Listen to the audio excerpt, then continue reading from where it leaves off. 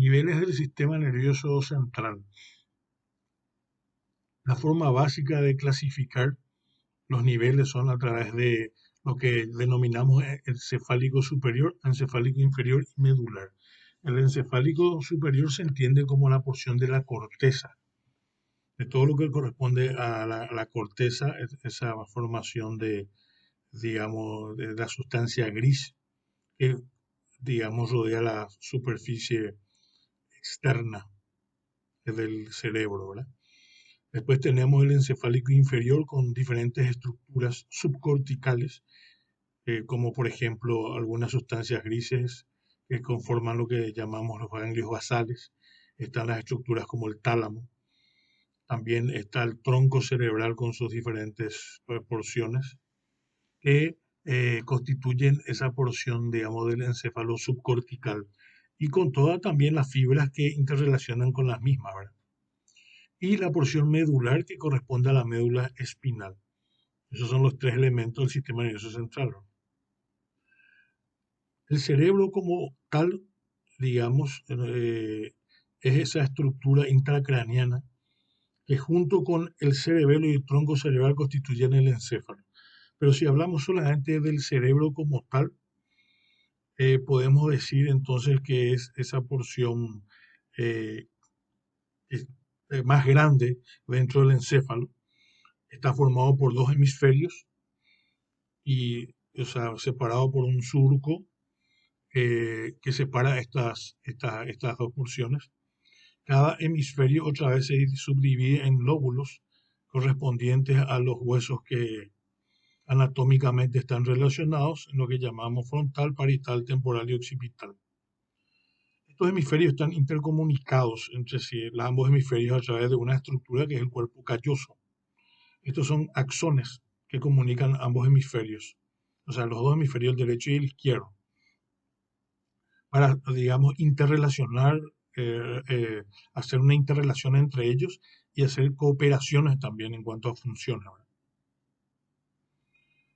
Por eso podemos decir que el sistema nervioso central eh, muchas veces se compara luego como un procesador de información, como un ordenador, en el cual puede tener, o sea, tiene la capacidad de recibir aferencias sensitivas y producir una respuesta diferente motora, ya sea en forma automática o también normalmente tiene una aferencia sensitiva, un área integradora que procesa y una respuesta.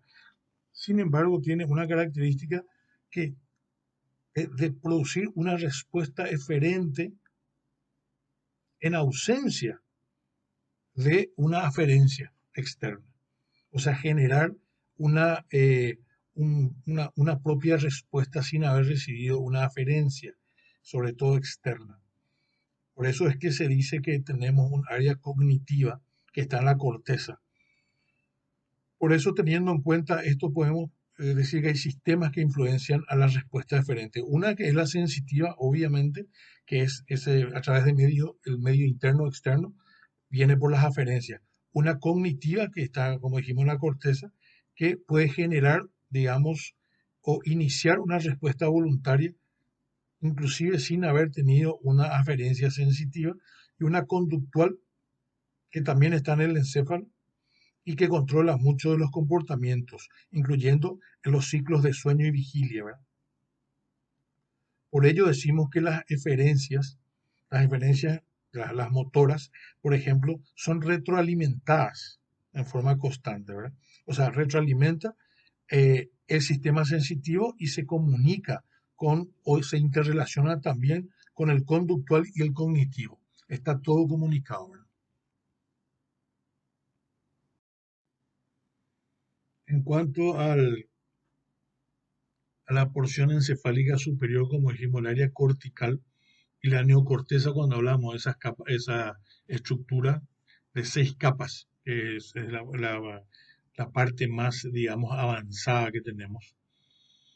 De hecho, en la parte de la neocorteza está la parte cognitiva, ¿verdad? Digamos, es donde se pueden procesar conscientemente la información, ¿verdad? Y se corresponde mucho con áreas funcionales superiores a nivel de la corteza, ya sea para la conducta social, para planificación futura de algo, para el pensamiento lógico, la imaginación, etcétera. Es esa porción, digamos, bien desarrollada que conforma la estructura cerebral.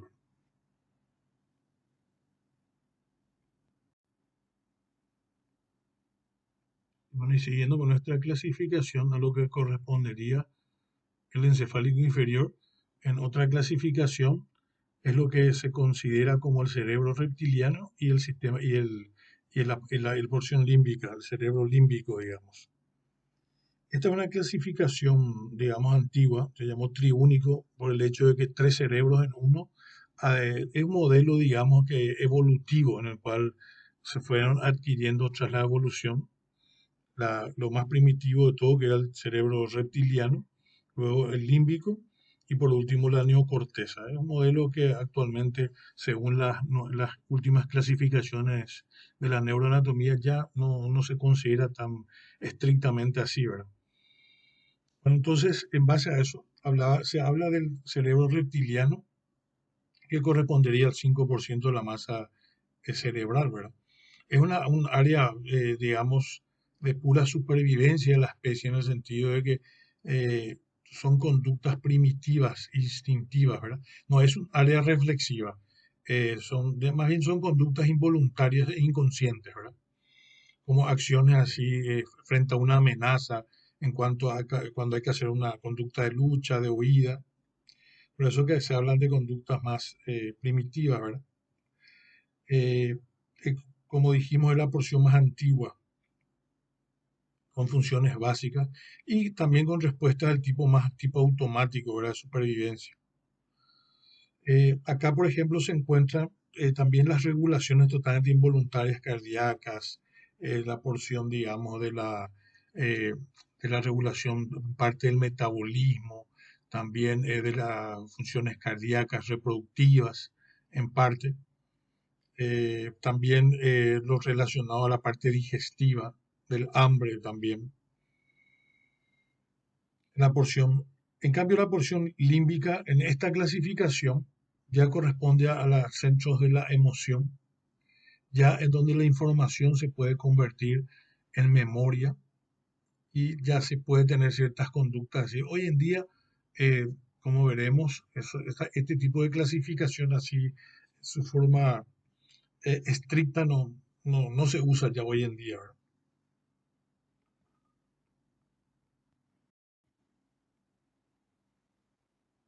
Bueno, acá tenemos entonces en ese, digamos, cerebro triúnico que hablábamos, que es tres cerebros únicos evolutivamente hablando. Primero tenemos lo más evolutivo que sería la porción, digamos, de la neocorteza. Ahí es donde se encuentran las funciones intelectuales del cerebro, aprendizaje y la memoria, digamos, ya, hay una capacidad, digamos, de procesar conscientemente la información. Las capacidades cognitivas de las áreas funcionales superiores están acá, entonces, ¿verdad? Todo lo que corresponde a, por ejemplo, planificación, a pensamiento lógico, imaginación, conducta social, todo eso que corresponde a las funciones intelectuales del cerebro, ¿verdad? Y como habíamos dicho, el sistema límbico, que es un sistema ya, digamos, el centro de la emoción, y tenemos diferentes núcleos. Acá la información también se convierte en memoria. Y la porción más primitiva de todo, que como habíamos dicho, el cerebro reptiliano, el más primitivo, donde hay, digamos, la parte instintiva de conservación de la especie, digamos, es totalmente de supervivencia. Están también parte del área reproductiva y muchas áreas correspondientes a la cuestión funciones involuntarias, ¿verdad? De regulación digestiva, también cardíaca, el metabolismo y también, básicamente, también conductas basadas en comportamientos meramente instintivos, ¿verdad? Por eso que se habla de, digamos, de cuestiones totalmente, digamos, no corresponden al área consciente de planificación, ¿verdad? Sería, la información es a nivel no consciente, ¿verdad? Podemos decir también que las estructuras que corresponden al sistema, el cerebro reptiliano, digamos, toda esa porción es el tallo encefálico, ganglios basales, el cerebelo, son porciones correspondientes a esta clasificación.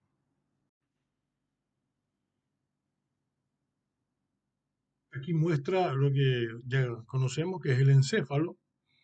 Se puede observar el encéfalo al cerebelo y, digamos, el tronco cerebral más abajo, ¿verdad? Sabemos que el tronco cerebral tiene las porciones que son el bulbo raquídeo, la protuberancia anular y el mesencéfalo.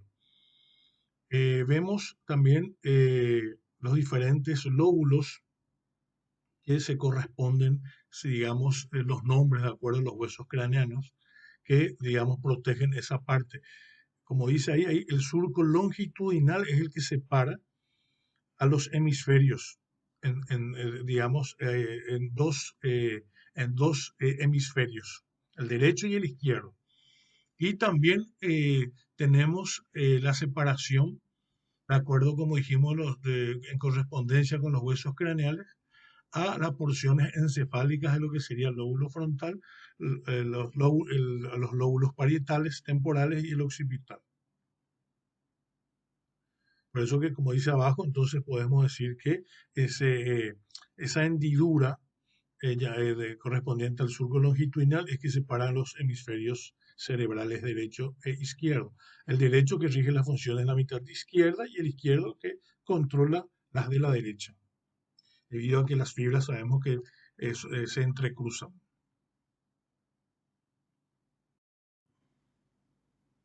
Bueno, entonces la neocorteza es la porción del sistema nervioso que se encarga de la elaboración del pensamiento, donde nos da esa capacidad de discernir, razonar, elaborar ideas, organizar, analizar y procesar esa información. Digamos, por eso es que funciona la corteza como un centro integrador de esa información. Nosotros vemos que hay porciones sensitivas en donde llega esa información sensitiva y es analizada, y se integra y se analiza, ¿verdad? Para poder tomar decisiones eh, dependiendo de la información sensitiva y dar una respuesta, digamos, oportuna, eferente, motora a esa sensibilidad que llegó, ¿verdad? Por eso, desde el punto de vista funcional, digamos, se clasifica o sea, tienen tres especializaciones, serían las áreas sensitivas, de las cuales reciben las aferencias y la transforma en algo consciente, ¿verdad? Las áreas motoras que controlan el movimiento muscular y áreas de asociación, las cuales integran esa información proveniente de las áreas sensitivas y las motoras para poder controlar la conducta voluntaria. Por eso es, digamos, las áreas funcionales de la corteza cerebral. Vamos a ver que no se corresponden estrictamente o necesariamente con los lóbulos anatómicos del cerebro. La especialización no es simétrica en la corteza cerebral. Cada lóbulo va a tener especializaciones diferentes, digamos, que no son compatibles con el lóbulo del hemisferio opuesto. Ahí es lo que se llama la lateralización cerebral en cuanto a funciones, ¿verdad? Y eso es lo que le da una dominancia de hemisferio al cerebro, ¿verdad? Eso es lo que se llama dominancia del cerebro, que vamos a tocar. Por ejemplo, en cuanto al lenguaje y las habilidades verbales, tienen concentradas en el lóbulo, en el lado izquierdo del cerebro, y habilidades espaciales son más correspondientes al lóbulo, el hemisferio derecho, digamos. Importante también decir que el cerebro izquierdo es el predominante en las personas diestras o derechas, y parecería ser que el cerebro derecho es el dominante en las personas zurdas, eso es según los estudios.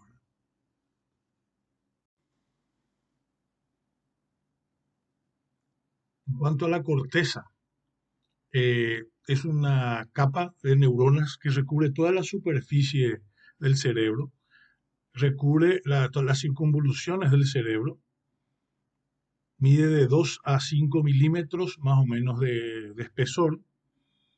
La corteza tiene aproximadamente 100.000 millones de neuronas. Importante decir que la superficie del cerebro, digamos, toda esa porción cortical, presenta esos repliegues llamados surcos que dividen las circunvoluciones. Durante el desarrollo del cerebro crece luego más rápidamente que el cráneo, lo que ocasiona que haya un repliegue, o sea, se pliega sobre sí mismo el tejido, digamos. Por eso que tiene esa forma, ¿verdad? Los mamíferos menos avanzados, por ejemplo, tienen una superficie lisa. Eso habla de, digamos, del gran volumen cerebral. El cerebro sería aproximadamente 3 veces más grande si fuese inflado. De ahí que tiene estos repliegues que habla de ese desarrollo cerebral, ¿verdad? De ese crecimiento. Como tal, es una sustancia gris, forma parte de la sustancia gris. Ahí están los núcleos neuronales, las neuronas, los cuerpos neuronales a nivel cortical. Así como en el cerebro hay en otras porciones también, en los ganglios basales, están también la sustancia gris, también núcleos que forman parte del sistema límbico. Bueno, en cuanto a la corteza cerebral, entonces estas están también organizadas en columnas verticales y forman unas capas. De ahí hablamos que hay 6 capas que constituyen la corteza cerebral. Histológicamente tenemos a las células de los granos o células estrelladas, están también las células piramidales y las células fusiformes. Como dice ahí, las células de los granos tienen axones cortos, funcionan como interneuronas. Digamos, son células cortas y pueden tener capacidad excitadora o inhibidora. O sea, excitadoras tienen el neurotransmisor glutamato o si no GABA como inhibidor. Se encuentran en áreas sensitivas, también de asociación, también áreas motoras. Tienen muchas células de los granos en estos niveles, ¿verdad? Eso es importante porque es una forma de decir que hay un alto procesamiento intracortical a este nivel. También tenemos las células piramidales y fusiformes, que dan lugar a casi todas las células de salida, perdón, a todas las fibras de salida desde la corteza. Las piramidales son de mayor tamaño y más abundantes que las fusiformes. Por otro lado, vemos que entre las capas que constituyen esta corteza cerebral, podemos decir que las señales sensitivas llegan acabando a la capa 4. Vamos a ver, en casi todas las funciones sensitivas siempre llegan y terminan las señales sensitivas en la capa 4. En cambio, la mayor parte de las señales emitidas, o sea, que abandonan la corteza, parten desde las capas 5 y 6. Las fibras muy grandes dirigidas hacia el tronco encefálico y la médula en general nacen de la capa 5 y la enorme cantidad destinada al tálamo surgen de la capa 6. La capa 1, 2 y 3 cumplen mayormente funciones asociativas intracorticales.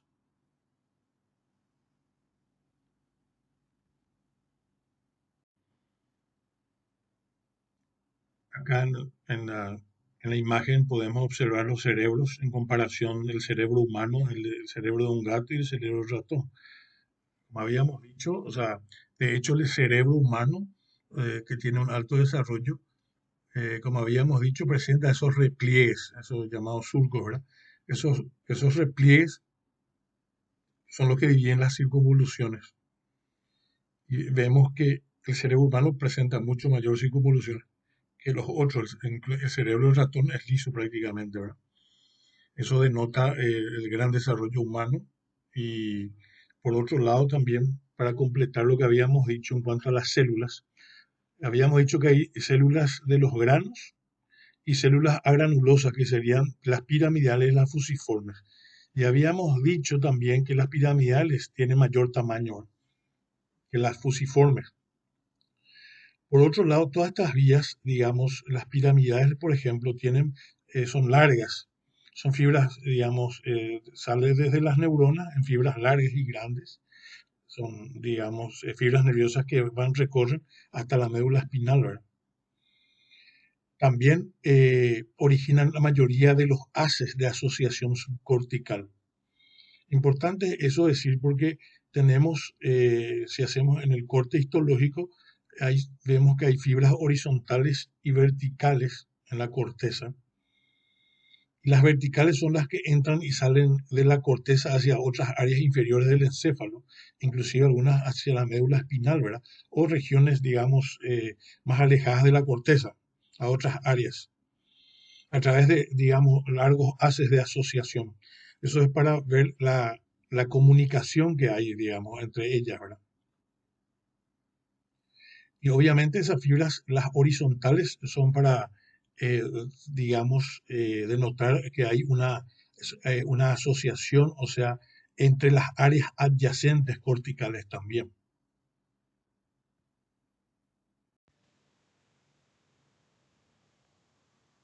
Bueno, en cuanto a las conexiones que tiene la corteza con los núcleos subcorticales, sabemos que la corteza, de hecho, tiene conexiones de ida y vuelta aferentes y diferentes que se comunican entre la corteza y las otras áreas y los núcleos subcorticales de ida y vuelta, ¿verdad? Pero existe una relación especial en lo que respecta a la corteza cerebral y el tálamo. Existen unas relaciones, digamos, anatómicas y funcionales muy especiales, que son de ida y vuelta, ¿verdad? El tálamo es esa estructura cerebral que se encuentra por encima del tronco cerebral, donde hay una retroalimentación sensitiva y también motora, ¿verdad? Pasan por ahí, por esa estructura. O sea, reciben, por ejemplo, a nivel sensitivo fibras provenientes de las vías ópticas, vías auditivas, provenientes de la médula espinal.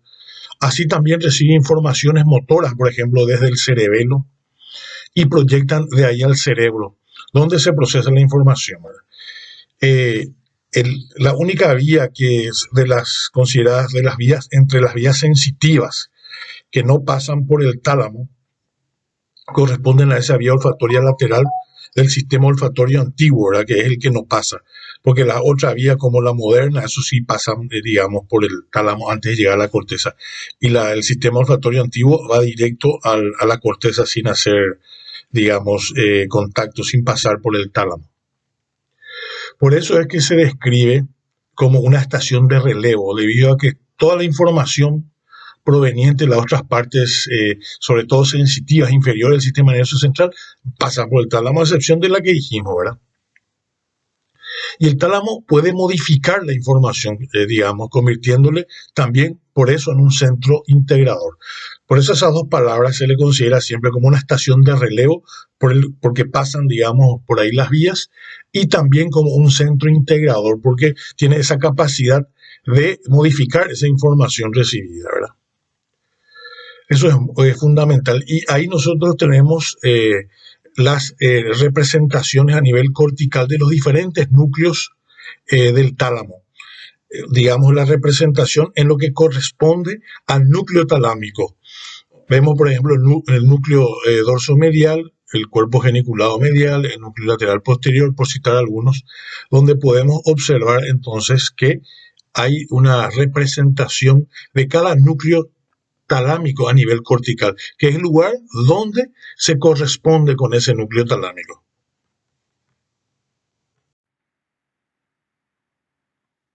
Mediante estudios se pudieron conocer que hay funciones de las áreas corticales, o sea que las áreas corticales tienen funciones específicas en cuanto a que tienen funciones llamadas, o sea, como sería independientes. En base a eso se elaboró un mapa de la corteza, ya estudios de Penfield y Rasmussen, que se realizaron mediante estimulaciones de partes concretas de la corteza cerebral, ¿verdad? Ya sean pacientes despiertos durante una exploración quirúrgica. Mediante estos estudios se pudieron conocer de que hay áreas motoras llamadas primarias y las secundarias. Las secundarias interpretarían las señales procedentes de las primarias. Entonces podemos decir que diferentes áreas, como tenemos ahí en el dibujo, podemos ver que eh, podemos elaborar un mapa básico de lo que sería o las áreas funcionales de la corteza humana, ¿verdad?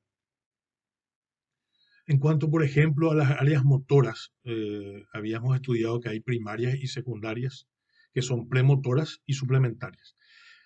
En las primarias hay conexiones directas a músculos específicos para realizar los movimientos concretos, ¿verdad?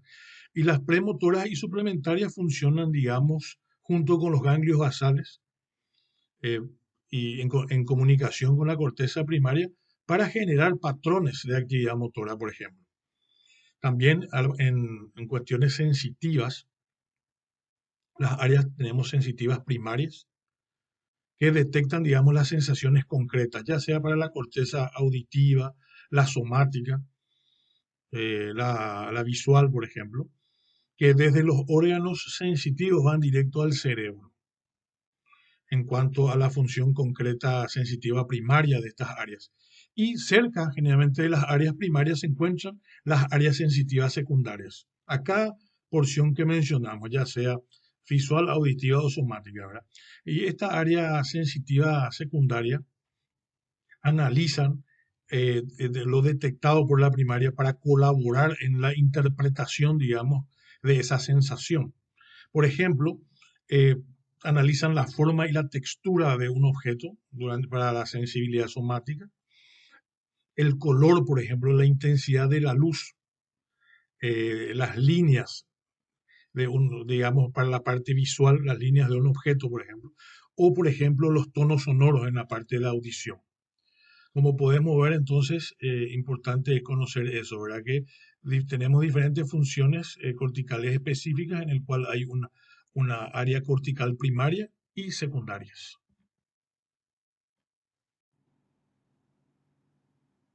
Además de las áreas que ya citamos, que son las áreas motoras y sensitivas en cuanto a primarias y secundarias, que ahí también se pueden observar, existen áreas que no están incluidas en esta denominación o no encajan dentro de estas clasificaciones, digamos, en el sentido de que son áreas que presentan sus especializaciones. Estas áreas reciben los nombres en el cual se subclasifican otra vez como en grandes áreas de asociación. Tenemos básicamente la área de asociación parieto-occipito temporal. Después vamos a ver qué áreas otra vez incluyen. Áreas de asociación prefrontal y áreas de asociación límbica.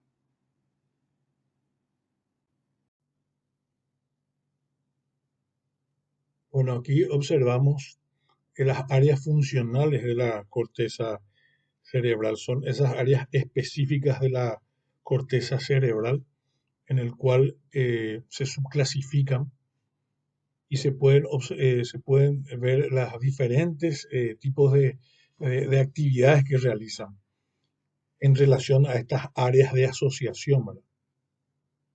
Como habíamos dicho, las áreas de asociación son áreas que presentan sus especializaciones, ¿verdad? Y son esas zonas que ya sea reciben señales múltiples corticales, motoras sensitivas o de otras áreas. Pero acá es el lugar donde se analizan diferentes funciones. Por eso que tienen muchas, digamos, subclasificaciones según la zona anatómica en que se sitúan. Básicamente se clasifican en áreas de asociación parieto-occipito temporal, como podemos ver ahí con sus subclasificaciones. También tenemos un área de asociación prefrontal, un área de asociación límbica y un área para el reconocimiento de las caras.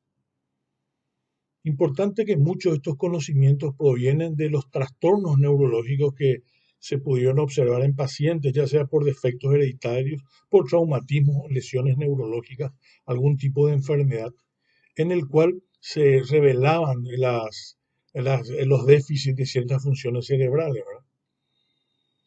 También se pudieron analizar por técnicas de análisis de imágenes en los últimos tiempos usando tomografía de emisión de positrones, resonancias magnéticas nucleares funcionales, que son técnicas no invasivas en el cual se pudieron determinar mejor algunas áreas. En relación a lo que estábamos hablando como la área de asociación parieto-occipito temporal, podemos observar sus clasificaciones, ¿verdad? En primer lugar, esta gran área parieto-occipito temporal está situada en ese espacio situado entre la corteza parietal occipital, o sea, como límite anterior está la corteza somatosensitiva y por detrás se encuentra la corteza visual. Lateralmente se encuentra la corteza auditiva. Dentro de estas áreas tenemos las subclasificaciones de la misma, con un área que es el área de análisis de las coordenadas espaciales del cuerpo, que comienza en la corteza parietal posterior y se extiende hacia atrás, hacia la corteza occipital, digamos, superior. Acá es donde se realiza análisis de las coordenadas espaciales del cuerpo. Esta, digamos, recibe información sensitiva visual desde la corteza occipital, también información somatosensitiva y tiene esa capacidad de calcular, digamos, las coordenadas del medio, digamos, visual, auditivo y corporal que lo rodea. Tiene esa capacidad entonces de poder determinar las coordenadas espaciales del cuerpo en el espacio, ¿verdad? Por otro lado, tenemos el área para la comprensión del lenguaje, que es el área de Wernicke, llamado así. Esta es, digamos, un área en el cual se interpreta el lenguaje, ¿verdad? Y obviamente tiene esa capacidad también de la formación de ideas para expresar para elegir la palabra de lo que se quiera decir. Por eso que esta área se incluye como una de las principales áreas en las funciones cerebrales superiores en cuanto a elaboración del pensamiento. Este es un área de interpretación del lenguaje. Podemos ver que en su ubicación anatómica está rodeada de otras áreas sensitivas como ser la auditiva, la visual, por ejemplo, y este es el lugar donde van a converger y es el lugar donde se produce como dice ahí, la comprensión del lenguaje, la interpretación. Entonces vamos a tocar más adelante otra vez. Está ubicada en la parte posterior del lóbulo temporal superior. Tenemos también dentro del área de asociación parieto-occipito temporal el área para el procesamiento inicial del lenguaje, digamos, como dice ahí, visual de la lectura.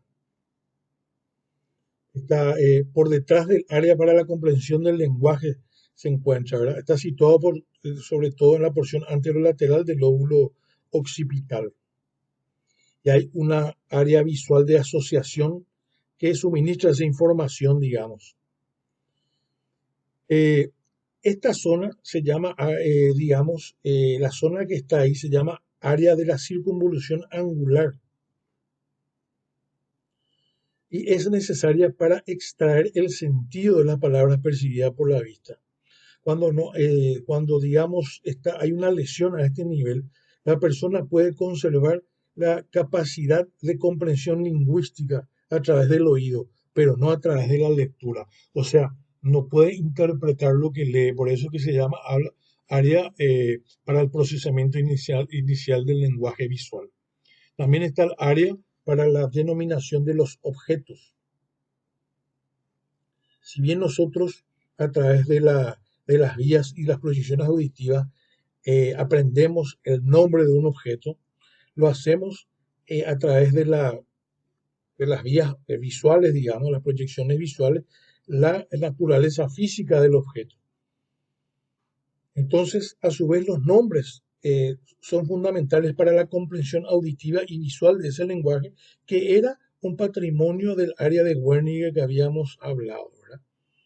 Entonces, es así como uno a través de lo que observa puede relacionar con el nombre aprendido para denominar, digamos, el nombre de un objeto. Y es esta la área encargada de ese proceso, ¿verdad? Dentro de las áreas de asociación prefrontal digamos, ahí es importante decir que esa porción, digamos, más hacia el lóbulo frontal, digamos, tenemos como una de las principales funciones que participa en la planificación de patrones de movimientos complejos, como dice ahí, de actos motores, ¿verdad? ¿Por qué? Porque sabemos que cuando hacemos un movimiento debemos planificar de manera eficaz. O sea, gran parte de los impulsos emitidos desde el área prefrontal hacia el sistema del control motor, como habíamos visto, correspondiente a lo que va a los ganglios basales, al caudado, es lo que forma parte de ese circuito de retroalimentación para la planificación motora, para hacer el movimiento, ¿verdad?, establecido en los ganglios basales y el tálamo. Entonces es muy fundamental. Obviamente estos son lugares que reciben potentes señales aferentes, ¿verdad? Y también están en relación, por ello, con la área de asociación parieto-occipito temporal, con áreas de esta porción prefrontal. Por otra parte, digamos, aparte de participar en la planificación de patrones complejos de los actos motores, el área prefrontal también es fundamental para los procesos que se llevan a cabo para lo que llamamos pensamiento, para elaboración de pensamientos, lo que llamamos memoria operativa a corto plazo. Es esa capacidad que tenemos de poder realizar actos en forma coherente gracias a esa posibilidad de hacerlo en forma secuencial ordenada, mediante una memoria que nos informa de manera permanente lo que estamos haciendo para poder darle una secuencia coherente, digamos, al acto. Eso vamos a ver también es que forma parte de esta porción del área de asociación prefrontal. Por otro lado, tenemos el área de asociación límbica, que como sabemos corresponde al, al, al, al sistema límbico, ¿verdad?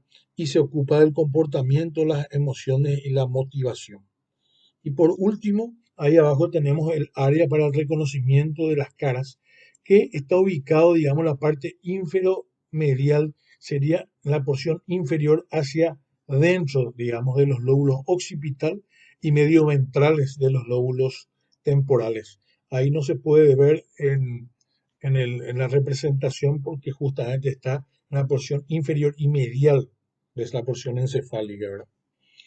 Y se puede observar que corresponde a una gran porción, digamos, de esa porción cortical.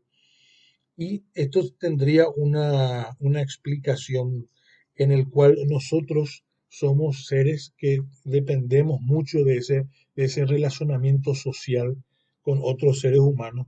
Por eso que la corteza destina una importante, digamos, porción de corteza para esta actividad, ¿verdad? O sea, de ahí que está la importancia, digamos, de esta corteza, ya que nosotros necesitamos reconocer las caras para poder interrelacionarnos, ¿no? Es una parte fundamental, digamos, de la actividad humana.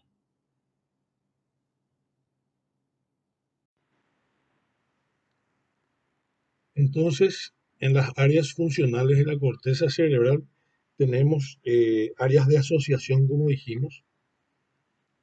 Habíamos dicho que dentro de las áreas de asociación parieto-occipito temporal están las subclasificaciones dentro de esta área, de esta gran área, que son el análisis de las coordenadas espaciales del cuerpo, el área de procesamiento del lenguaje visual para la lectura, el área para la nominación de los objetos.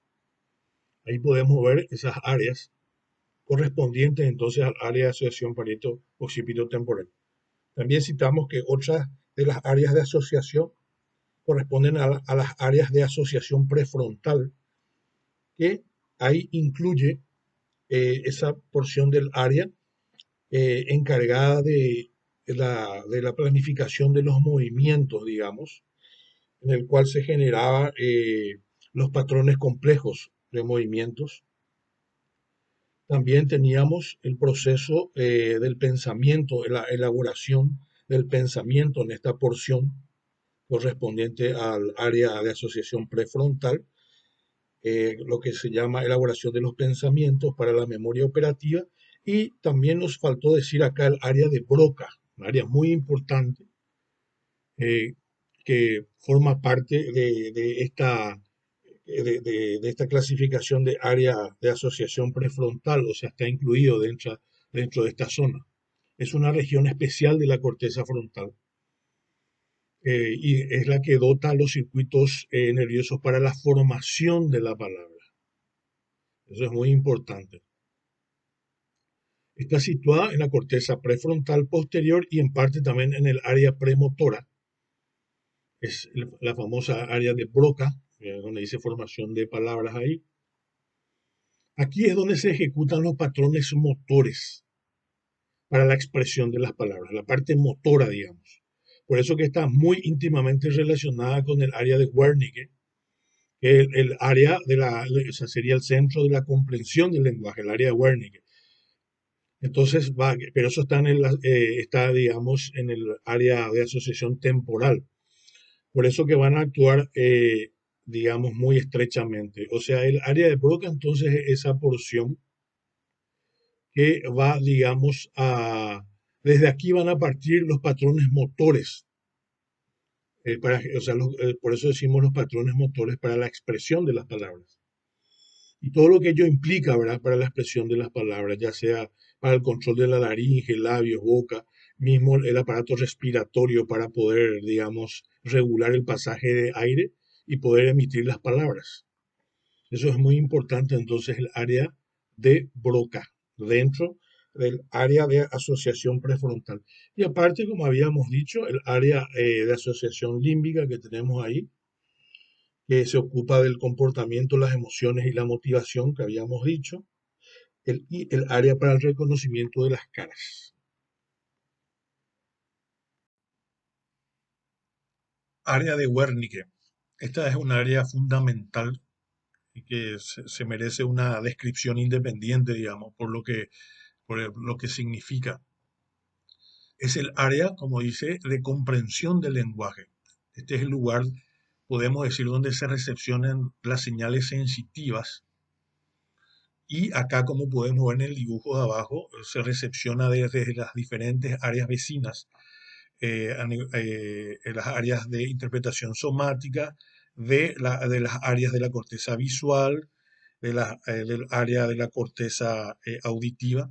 O sea, acá es el lugar de reunión, entonces, donde le convergen todas esas señales sensitivas.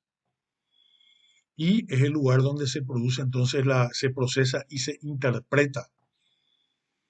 Importante es porque acá se procesa y se interpreta, como decimos, esas señales sensitivas, luego para la formación en la mente de las ideas que uno quiere expresar, ¿verdad? Para la elección de la palabra a emplearse. Por eso es que se dice que es un área fundamental en las funciones intelectuales superiores. Por su misma ubicación podemos ver que está ubicado en la parte posterior del lóbulo temporal, realmente en la parte superior y posterior del lóbulo temporal, y es el lugar, digamos, bien medio para la convergencia de las otras áreas sensitivas, como podemos ver ahí en la imagen, ¿verdad? Acá entonces es el lugar donde de aquí va a estar luego, una vez que reúne, como dijimos, se procesa, se interpreta para que uno luego en la mente pueda formar esas ideas que quiera expresar en cuanto a la sensibilidad que haya recibido, ¿verdad?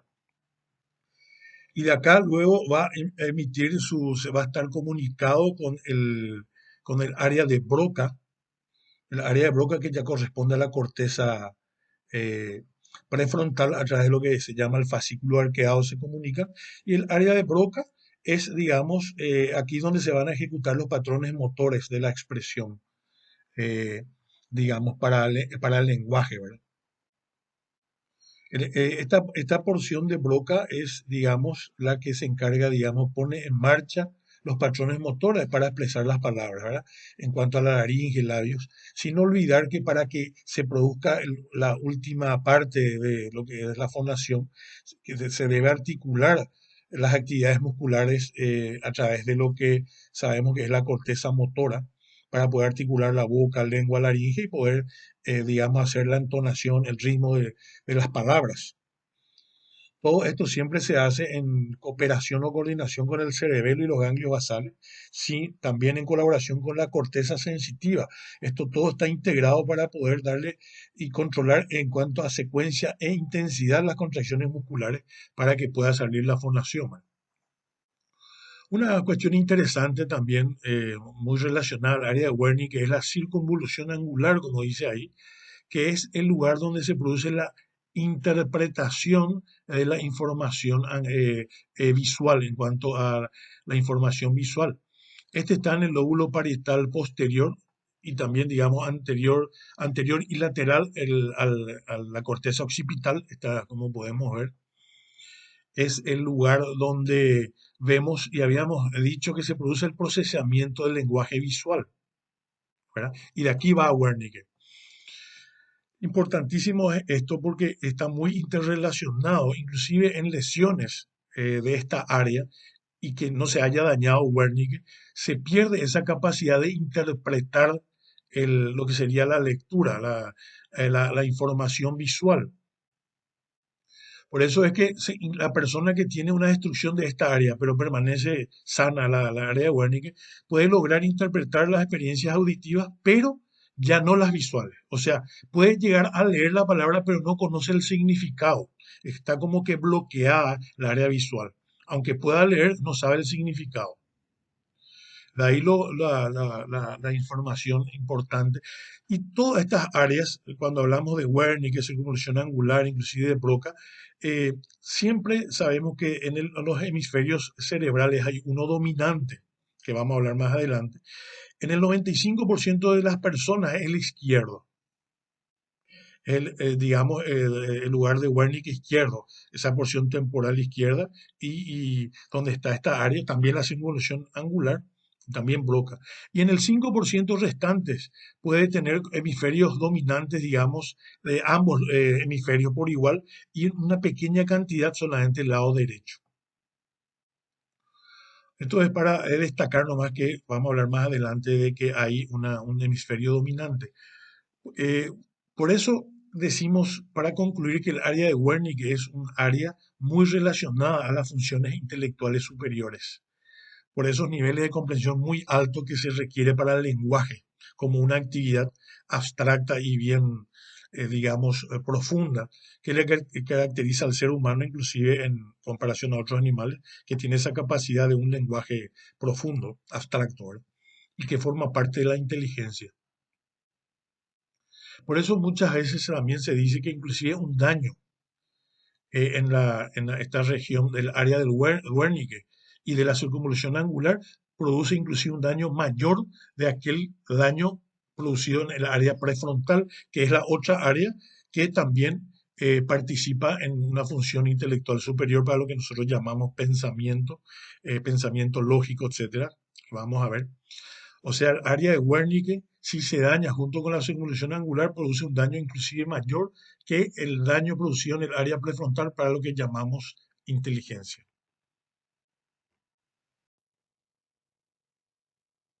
Bueno, entonces, en lo que respecta a la comunicación, como dijimos, hay aspectos sensitivos y motores para que se produzca correctamente la comunicación, ¿verdad?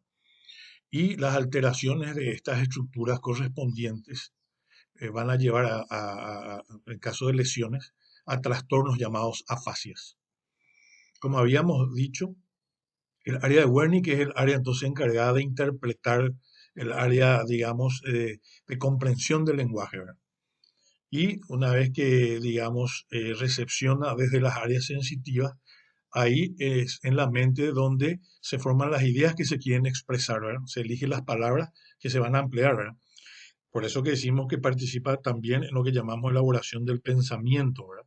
Una función bien abstracta que corresponde a una función intelectual superior.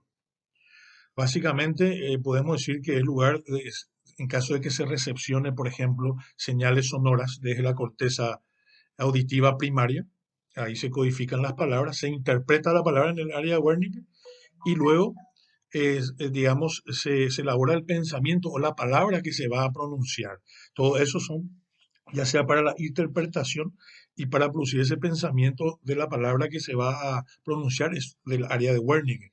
De ahí se transmite al área de Broca a través del fascículo arqueado, como habíamos dicho, ¿verdad?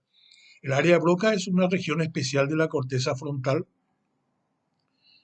corresponde al área de asociación prefrontal, a esa área premotora que habíamos visto. Esta es un área, digamos, que es donde se realizan los patrones motores para la expresión de la palabra, ¿verdad? Se ponen en marcha de aquí esos patrones para que uno pueda expresar las palabras a través del control sobre la laringe, labios, boca, etcétera, ¿verdad? Pero para ello también hay fibras eferentes que van la región, desde el área de Broca, para a las otras porciones corticales, ¿verdad? Para articular la articulación de los músculos, ¿verdad? Lo que corresponde a la corteza motora.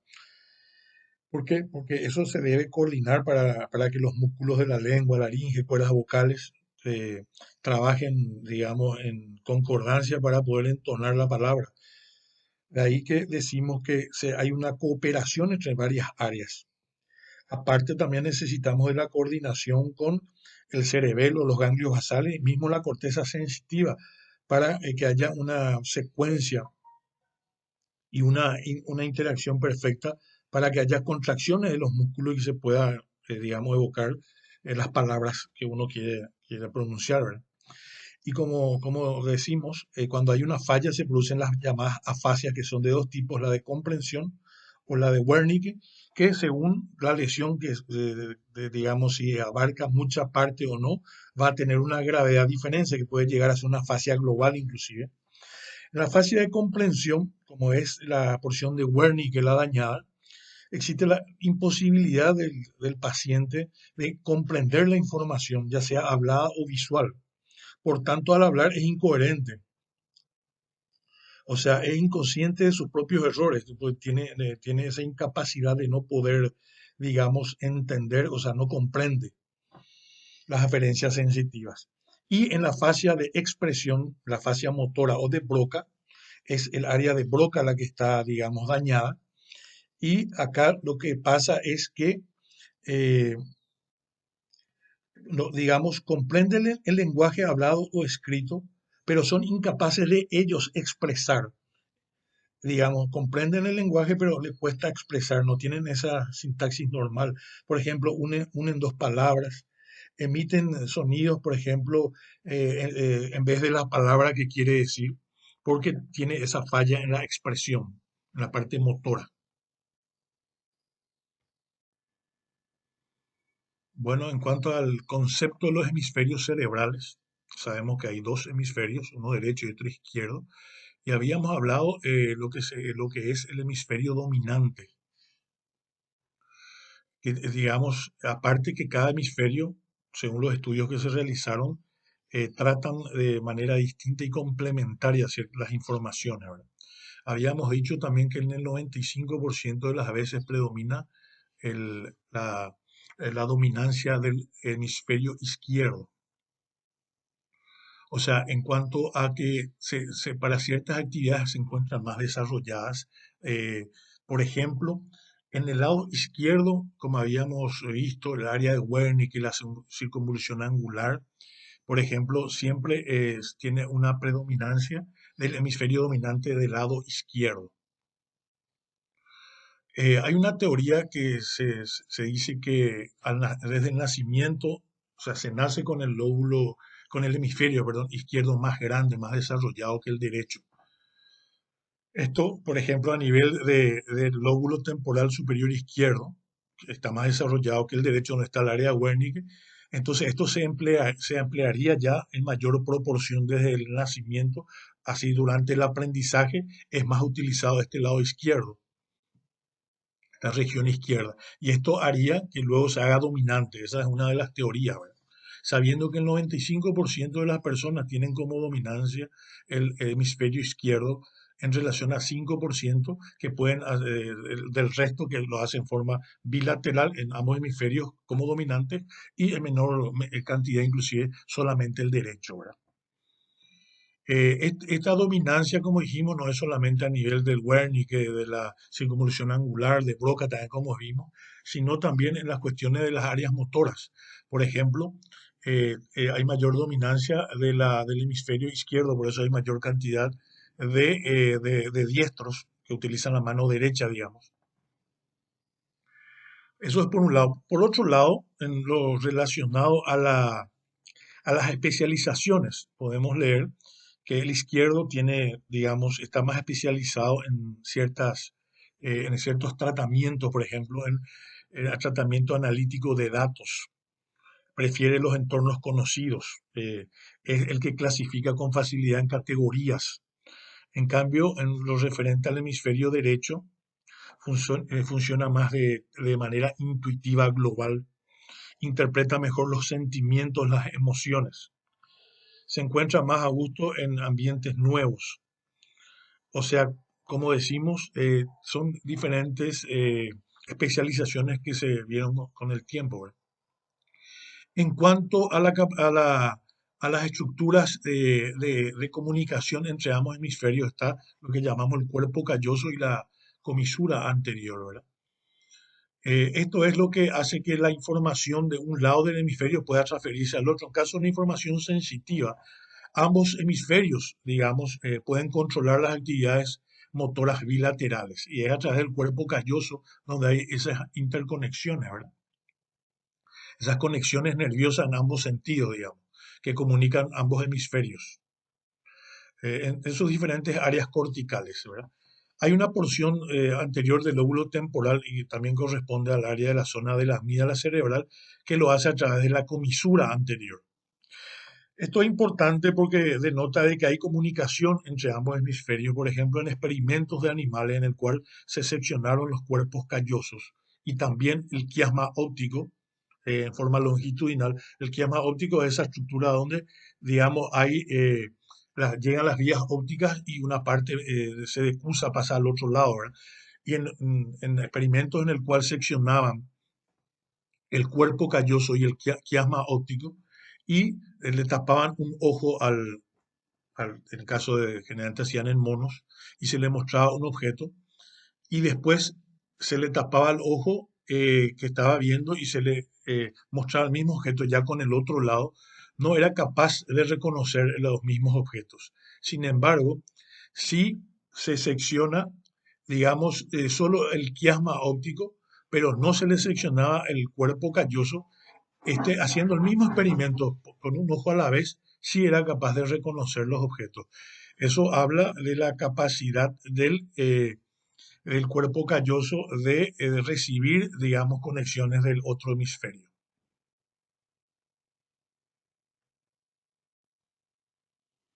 Bueno, áreas de asociación prefrontal, como habíamos dicho, dentro de estas áreas de asociación prefrontal tenemos especializaciones que se encargan de algunas funciones, ¿verdad? Del sistema nervioso central. En primer lugar, participa en la planificación de patrones complejos de actividad motora, esto habíamos dicho, en asociación con la corteza motora, que están, digamos, ahí todas vecinas. En el caso de los ganglios basales habían conexiones, el caudado recibía de la corteza y enviaba por mecanismos, digamos, que reenvía la corteza y a esta porción prefrontal, y eso es, digamos, participa en la planificación de esos patrones para el movimiento, ¿verdad? Por otro lado, tenemos, como ya habíamos dicho, el área de Broca. El área de Broca, que es esa porción que es ubicada en esta corteza prefrontal, que es el área encargada de la formación de la palabra en la cuestión de los patrones motores, ¿verdad? Que ejecutan los patrones motores, digamos, para la expresión de la palabra. Esto ya sabemos que se ha vinculado con el área Wernicke, que es el área que le enviaba la información a esta, para que para que realice y dé la orden de ejecución de esos patrones motores, ¿verdad? Ya sabemos que para la parte de la palabra, digamos, se deben articular un montón de músculos, como ser, por ejemplo, el control de la laringe, labios, boca, para la fonación, ¿verdad? Y también la corteza motora participa en estas actividades activando los músculos específicos respectivos, ¿verdad? Y sabemos que cuando hablamos de actividad motora siempre estamos relacionando con otras áreas, ¿verdad? Para que se logre el objetivo de ejecutar bien o sea, de producir la contracción muscular debida para que se produzca la acción necesaria, ¿verdad? Ya sea con el cerebelo y ganglios basales, ¿verdad? Y por otro lado, un elemento fundamental de esta área, como habíamos dicho, es la elaboración del pensamiento en el intelecto superior. Cuando hablamos de áreas de asociación prefrontal, esa corteza del lóbulo frontal del cerebro es muy importante porque, como dice ahí, participa en funciones para, por ejemplo, pronosticar, planificar, planear el futuro. Analiza lo que percibe sensorialmente y considera las consecuencias. Decide la mejor respuesta para resolver problemas. Controlar nuestras actividades en relación a leyes morales. Entonces elabora esos procesos de pensamientos abstractos y o sea, analiza a profundidad para llegar a un objetivo, aunque sea un objetivo, digamos, básico, siempre se requiere esta porción. Por eso que por todo lo señalado decimos que es donde se produce la elaboración del pensamiento. O sea, esta área, en esta región de asociación prefrontal con la de Wernicke, son áreas fundamentales en lo que llamamos actividades del intelecto superior, actividades cerebrales superiores, ¿verdad? Por eso que nosotros decimos que el área prefrontal es el área más o menos el que sigue el hilo de los fragmentos de información para responder luego con pensamientos acordes para llegar al objetivo. Eso es fundamental porque cuando hay, por ejemplo, un daño de esta área, se ven algunas secuelas del famoso frontalismo, que cuando hay una lesión o algún tipo de daño a este nivel, hay unos cambios relacionados con lo que podríamos considerar como del intelecto superior o elaboración del pensamiento. Por ejemplo, en el pasado se usaba como un tratamiento la lobotomía prefrontal, en el cual se seccionaba esta porción eh, del área prefrontal a las otras áreas del cerebro. Lo que se buscaba era aliviar esos síntomas psicosomáticos graves que presentaba, cuando eso no había en esos tratamientos farmacológicos que hay hoy en día, ¿verdad? Entonces se seccionaban las conexiones neuronales entre las áreas prefrontales con el resto. Y se veían algunos cambios, como por ejemplo no eran capaces de resolver algunos problemas con cierta complejidad, por ejemplo. Perdían la capacidad de hacer tareas sucesivas para alcanzar un objetivo en forma ordenada, secuencial, lógica, digamos, ¿verdad? Tenían dificultad para aprender a realizar labores. Por otro lado, había una disminución de la agresividad, o sea, se quedaba como más tranquilo. También habían, por ejemplo, respuestas sociales inadecuadas para la ocasión, por ejemplo. No tenía, o sea, perdía el pudor. eh, entonces, eran todo, también había movimientos, los movimientos voluntarios podían ser conservados, pero muchas veces lo hacían sin sentido, ¿verdad? Entonces le costaba, digamos, llegar a un objetivo, hacer esa serie de pensamientos secuencial lógico para llegar a un objetivo, ¿verdad? Y esto se usa en forma permanente, por ejemplo, las acciones, obviamente, para tareas muy sencillas. Por ejemplo, en el mismo caso de que yo quiera cruzar la calle, miro a un lado y luego después al otro, y eso me da esa posibilidad de acordarme que el lado primero que miré no miraba ni un vehículo para poder acceder y cruzar la calle. Eso es lo que se llama memoria operativa, que se usa en forma permanente. Por eso se relaciona la memoria operativa con esta área prefrontal, que es, digamos, esa memoria que, digamos, actúa desde el corto plazo ya, que procede de los lóbulos prefrontales y está relacionado con ellos, ¿verdad? Y es el que se dedica a mantener los fragmentos de información necesarias para hacer una tarea y poder llegar al objetivo, como si pusimos el ejemplo de cruzar la calle, por ejemplo, por darle un ejemplo básico, ¿verdad? O sea, por eso que cuando hay un daño de estos lóbulos prefrontales, son incapaces de hacer muchas de estas funciones en forma adecuada, ¿verdad?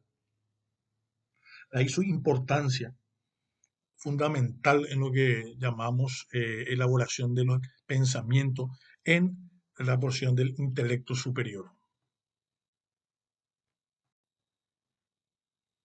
Bueno, entonces podemos definir unas funciones del sistema nervioso en cuanto a la relación con la corteza cerebral, como habíamos mencionado, dentro de las especializaciones, sobre todo están las funciones intelectuales superiores, ¿verdad? Habíamos visto que habían dos principales regiones o áreas, la de Wernicke, que es el área de comprensión del lenguaje, que es una tarea fundamental del intelecto superior, y las áreas prefrontales, que también es el lugar de elaboración de los pensamientos, de eso que llamábamos memoria operativa. Importante esto destacar que para todas estas funciones tienen que estas dos grandes áreas participar, ¿verdad? Por ejemplo, como habíamos citado varios ejemplos, una persona con un daño a nivel prefrontal se distrae con facilidad y no podía llevar a cabo esa memoria operativa de forma secuencial, ordenada y lógica, ¿verdad? Y el área de Wernicke inclusive dañado tiene mayor, digamos, daño sobre lo que llamamos inteligencia eh, al producir un daño sobre el área de Wernicke por esa tarea de lo que corresponde a la comprensión del lenguaje, ¿verdad? En base a eso nosotros podemos decir que sería un pensamiento muy difícil de definir, pero hay una teoría holística que abarca, dice que son varias partes, o sea, para el pensamiento sería un patrón momentáneo de estimulación de diferentes áreas del sistema nervioso. O sea, sería una excitación simultánea de múltiples áreas, ¿verdad? Que incluyen la corteza cerebral, el tálamo, el sistema límbico, la formación reticular. Y eso es lo que produciría el pensamiento. Y según las diferentes áreas, va a, digamos, a producir un comportamiento. Como sabemos, al ser estimulado el sistema límbico, también participaría en una conducta, ¿verdad? De acuerdo a qué activación tengamos. Por eso que cuando hablamos de pensamiento, hablamos como una teoría holística, es que hay, digamos, una estimulación de múltiples partes del sistema nervioso. La conciencia definiríamos como un flujo continuo de conocimiento que tenemos sobre nuestro medio, sobre nosotros mismos y el ambiente, ¿verdad? Y sobre nuestros propios pensamientos sucesivos. Cuando hablamos de memoria, hablamos de esa capacidad de retener y recordar información que nos ayuda para el aprendizaje, ¿verdad? Por eso que la memoria son recuerdos o almacenamiento de información. Al variar, vamos a ver la sensibilidad en la transmisión sináptica. Tiene muchísimo que ver esto a nivel de la sinapsis para que se produzca el fenómeno de la memoria, ¿verdad? Hablamos de huella de las memorias por esa activación de la transmisión sináptica, lo que llamamos vías facilitadas. Y vamos a ver que la memoria puede ser a corto, mediano y largo plazo. Y se clasifica también de otras maneras. Pero son todos, digamos, funciones intelectuales superiores. Entonces la memoria es la capacidad de retener y recordar información. La memoria, esa capacidad del sistema nervioso, tiene la capacidad de almacenar en las diferentes partes, por ejemplo, en sus cortezas respectivas, en caso de que sea una información sensitiva visual, lo hará en la corteza occipital, por ejemplo. Y si es auditiva, lo hará en la corteza temporal. Partiendo de la base que la memoria es una función de la sinapsis. De ahí que podemos clasificar en memoria positiva y memoria negativa. Cuando hablamos de la memoria negativa, estamos hablando de esa capacidad del sistema nervioso de desechar o ignorar la información irrelevante, la que no es importante, mediante un, mediante un proceso de inhibición de las vías sinápticas. Eso se llama habituación. Y cuando hablamos de memoria positiva, estamos hablando de sensibilización. Y esa sensibilización habla de la facilitación de las vías sinápticas. O sea, ese proceso de sensibilización de vías nuevas o facilitadas es lo que potencia, digamos, esa información para tener la capacidad de guardar en lo que llamamos huellas de la memoria, que son cuando las vías son nuevas o facilitadas. Y eso tiene esa capacidad de almacenar y digamos, de producir los recuerdos almacenados mediante este proceso de sensibilización que lleva a la facilitación de las vías sinápticas. Se llama memoria positiva, recuerdos positivos, y tenemos esa capacidad entonces de recordar y recuperar esos recuerdos, esos pensamientos. Siempre teniendo en cuenta que la memoria es un proceso por el cual las señales sensoriales que ya han pasado muchas veces por la sinapsis lo van a hacer luego con mayor facilidad. De ahí también que hablamos que un recuerdo que, digamos, anterior, si se encuentra como un recuerdo positivo, lo que llamamos memoria positiva, se encuentra, digamos, sensibilizada y de ahí es la capacidad que tiene de producir la facilitación de las vías sinápticas. Eso es muy importante, digamos, como para, digamos, el manejo del cerebro, porque no, es muy difícil retener toda la información que le llega en forma permanente al sistema nervioso. De ahí que tiene esa capacidad de desechar la información que no le parece relevante y retener aquella que sí le parece relevante o aquella que tuvo la capacidad de producir, digamos, por el tipo de sensibilidad, la activación para producir una memoria positiva y poder luego recordarse. Otra clasificación de los tipos de memoria es la llamada memoria declarativa, también conocida como la explícita. Digamos, la memoria que se requiere atención para recuperar la información guardada. eh, en cuanto, por ejemplo, a recuerdos de tiempo, lugar, causa, significación. Eh, por tanto, es la memoria que requiere el uso de las habilidades cognitivas. Se compara y se evalúa, ¿verdad?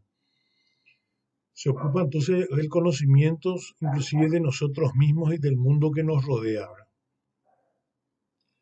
Puede ser comunicado o descrito verbalmente.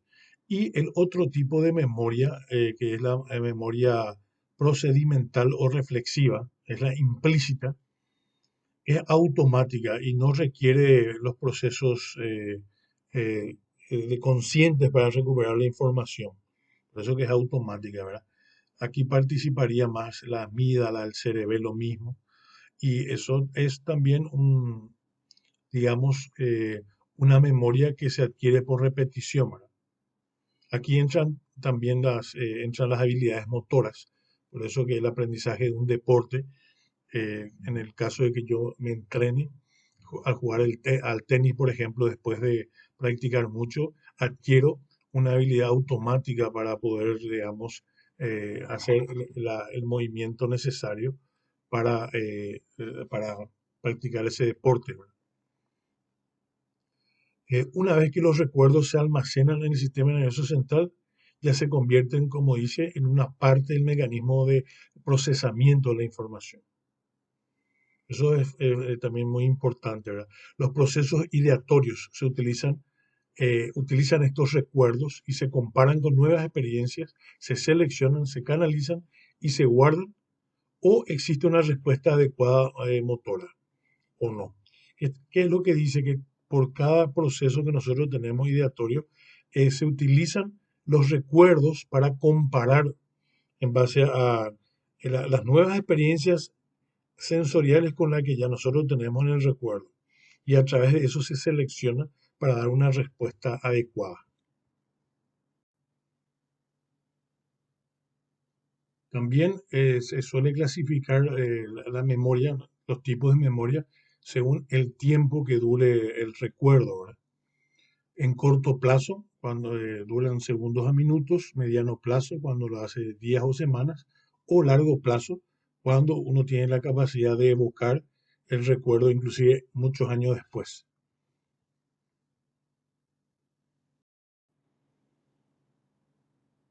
Entonces, en los tipos de memoria, a corto plazo, a mediano plazo o intermedio o a largo plazo, ocurren mecanismos a nivel de la sinapsis que serían los procesos que se dan como para que se produzcan este tipo de recuerdos y la capacidad que uno tiene de, digamos, grabar en el tiempo. Los mecanismos a corto plazo, la memoria a corto plazo, serían por los mecanismos de reverberación de la actividad nerviosa. Esos son los mecanismos a nivel de la sinapsis de retroalimentación positiva por reexcitación del circuito de entrada a nivel de las terminales nerviosas que reexcitan a nivel en su unión sináptica y produce una descarga continua ante el estímulo. Ese sería una de las formas. También las formas que ya habíamos hablado a través de mecanismos de facilitación o inhibición presináptica. Y esto dependiendo de la sustancia del neurotransmisor mismo, ¿verdad? Que puede, digamos, originar una facilitación o inhibición. Siendo estos los mecanismos en el cual producirían una memoria a corto plazo a nivel de los circuitos neuronales, ¿verdad? A plazo intermedio sería por la activación de las huellas de la memoria que producirían cambios físicos y químicos transitorios en las terminales eh, pre y postsinápticas, a través de uno de los mecanismos que sería de la facilitación también, que sería uno de los mecanismos en el cual se produciría la memoria a plazo intermedio, digamos. Y cuando hablamos de una memoria a largo plazo, ya se producen a nivel de la sinapsis cambios anatómicos y estructurales a nivel de la sinapsis, que vamos a ver enseguida.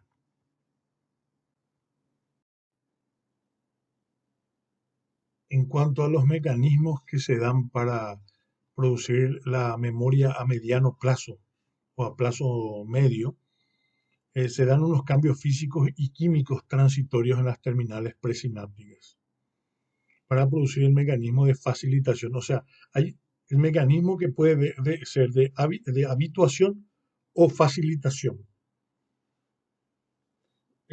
Básicamente en la terminal nerviosa, en la terminal sensitiva, que corresponde a la membrana presináptica, obviamente hace contacto y sinapsis con la membrana postsináptica. Y a ese nivel, de manera, digamos, colateral, también puede existir un terminal llamado facilitador. En el caso que llegue un impulso sensitivo, digamos, al terminal sensitivo presináptico, en caso que se estimule repetidamente, pero sin la activación de ese terminal facilitador, que es el colateral que tiene, la transmisión de señales al principio va a ser intensa, pero luego se va a disminuir, ¿verdad? Hasta prácticamente cesar por completo.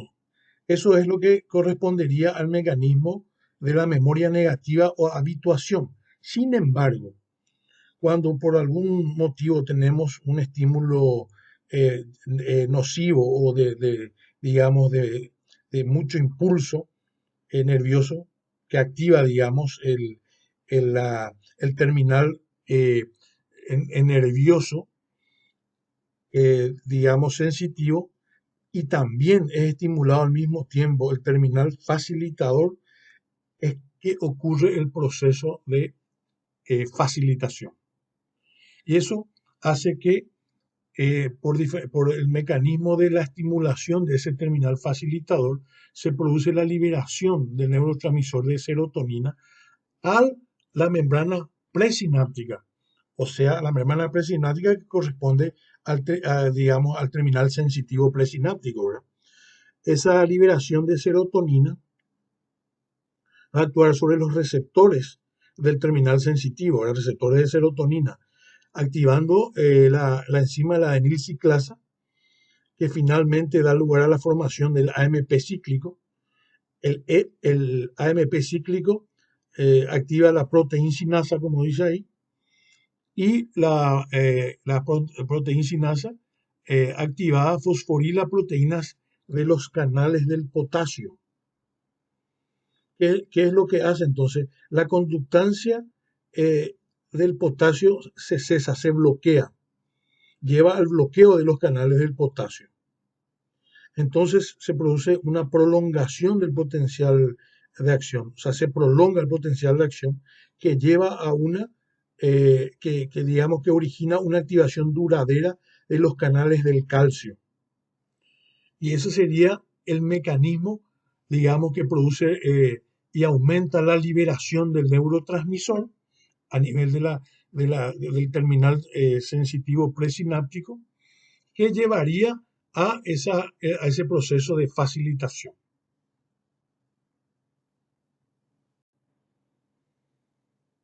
Bueno, eso que explicamos se demostró, ¿verdad? Mediante unos estudios que se hicieron sobre un caracol del género de Aplicia, y en el cual se pudo demostrar esto. Ahí se puede observar el terminal sináptico sensitivo y colateralmente la llegada de un terminal que es llamado el terminal facilitador. Entonces, como dijimos, cuando se estimula, aparte del terminal presináptico, también el terminal facilitador, se produce este fenómeno que vimos, que llega a la facilitación de la terminal sináptica. Ahora, si los estímulos no llegan a activar al terminal facilitador y no se produce la liberación de la serotonina como vimos, pero solamente se activa el terminal presináptico, se reduce la intensidad y se produce el mecanismo de habituación.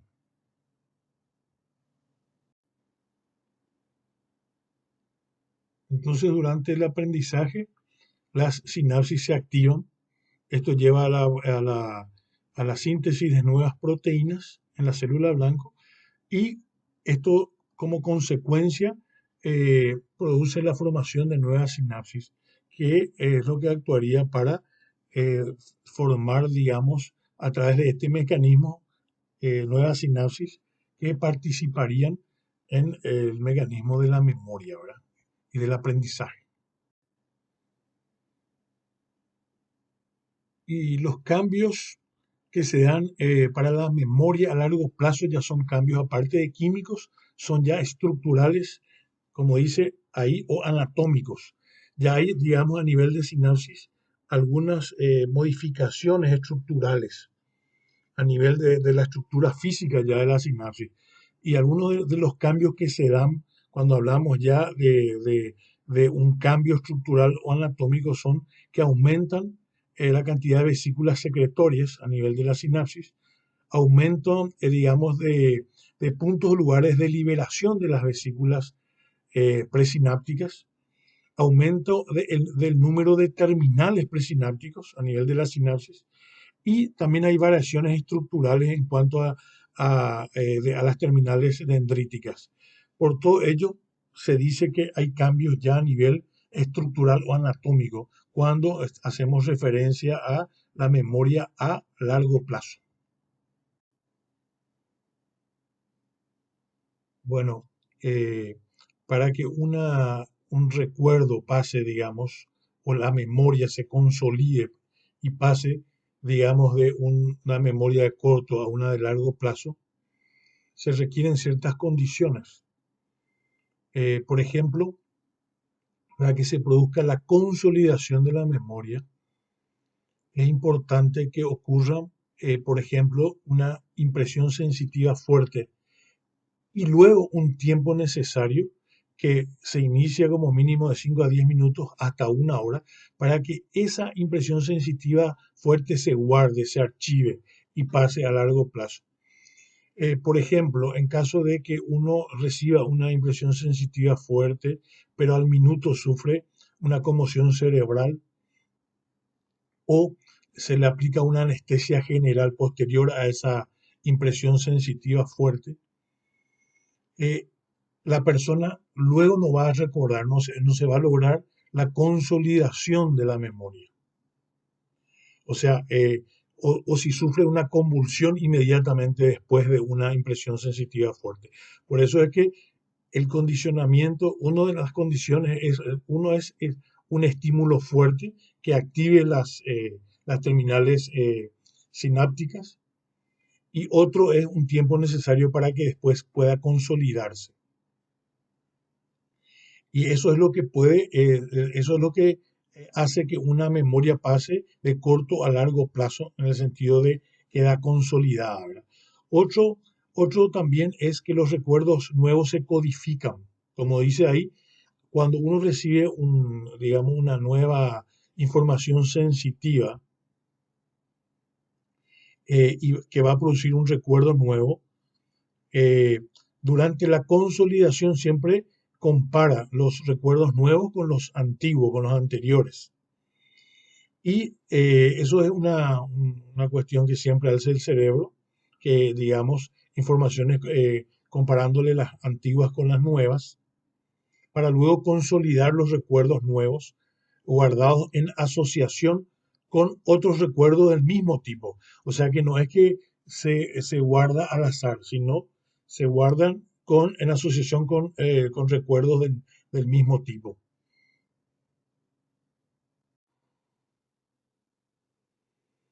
Bueno, en cuanto a una estructura llamada hipocampo, que es una estructura del sistema límbico, que digamos participa en la memoria verbal y simbólica, la llamada memoria declarativa.